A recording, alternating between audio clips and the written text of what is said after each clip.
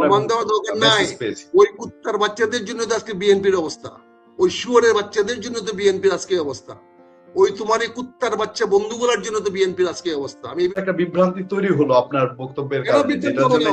আমরা প্রশ্নের মুখেও পড়েছি। তাহলে বিভ্রান্ত কেন? সত্য বলছি বলে তো বিভ্রান্ত হয়েছে। তাহলে খালেদা জিয়াকে, জীবিত খালেদা জিয়াকে দেখাবেন না আমাদের সামনে?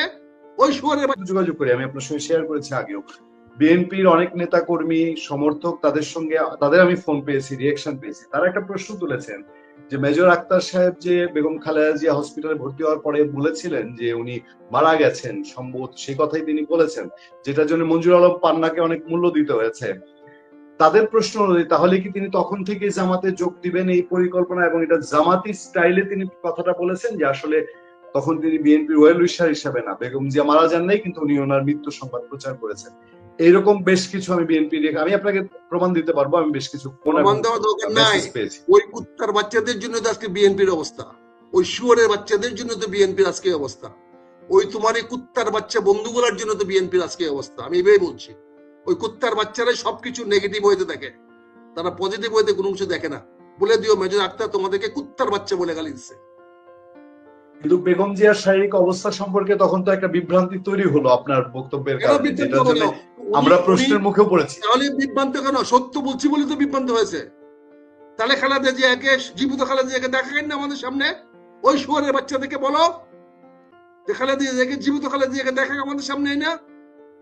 আমরা তো বলেছি খালেদা জিয়ার সম্ভাবনার কথা বলেছি,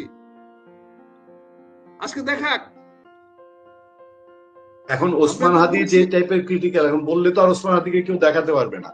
না না, কেন দেখাতে একই রকম সিচুয়েশন তো দুজনের। আপনি দেখাইছেন না তাকে যখন ইয়াতে অ্যাম্বুলেন্সে উঠাচ্ছে, তাকে ট্রলিতে ঠেলে নিয়ে আসছে, দেখাইছে না তারা? বেগম জিয়া যখন হসপিটালে গেছে তখন দেখিয়েছে। তার তো অর্গান ফেলুন না, কোন অর্গান ফেল করে নাই, তার তো কোনো অর্গান ফেল করে নাই। তার তো একটি অর্গান ফেল করেছে, সেটা তার মগজের উপরে অর্গান ফেল করেছে।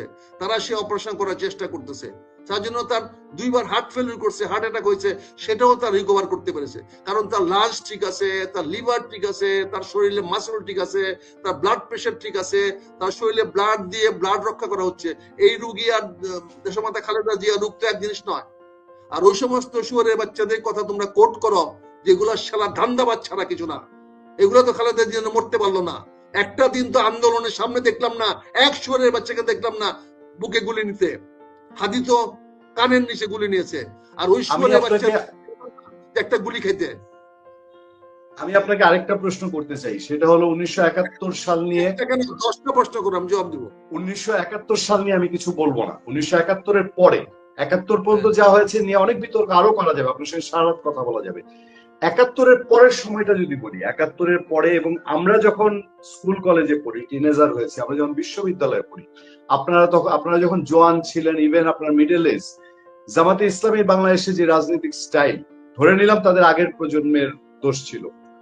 তারপরের যে জামাত ইসলামী, এই শফিকুর সাহেবরা যারা জামাতের মেম্বার, 90-80-র দশক, 90-এর দশক, রক কাটার অভিযোগ জামাত শিবিরের আপনি নিজে অসংখ্যবার দেখেছেন, আপনি কমপ্লেন তুলেছেন। এই গভর্নমেন্টের সময়, ইভেন এই গভর্নমেন্টের সময় এসে এত এত মাজার ভাঙা, সেগুলোর পেছনে জামাতকে অভিযোগ। জামাত কখনো এগুলোর বিরুদ্ধে স্ট্রং অবস্থান নেয় না। জামাত মবের বিরুদ্ধে স্ট্রং অবস্থান নেয় না, কখনো কোনো শক্ত বিবৃতি দেয় না। এই দায় দায়িত্ব যে সংগঠনের উপরে আছে, আপনি এই বয়সে যখন সেই সংগঠনে জয়েন করেছেন, তাহলে কি মানুষ সেটা নিয়ে প্রশ্ন তুলতে পারে না? এবং ভিডিওটি ভালো লাগলে লাইক, কমেন্ট, শেয়ার করবেন। পরবর্তী ভিডিওতে চ্যানেলটি সাবস্ক্রাইব করুন। ধন্যবাদ সবাইকে।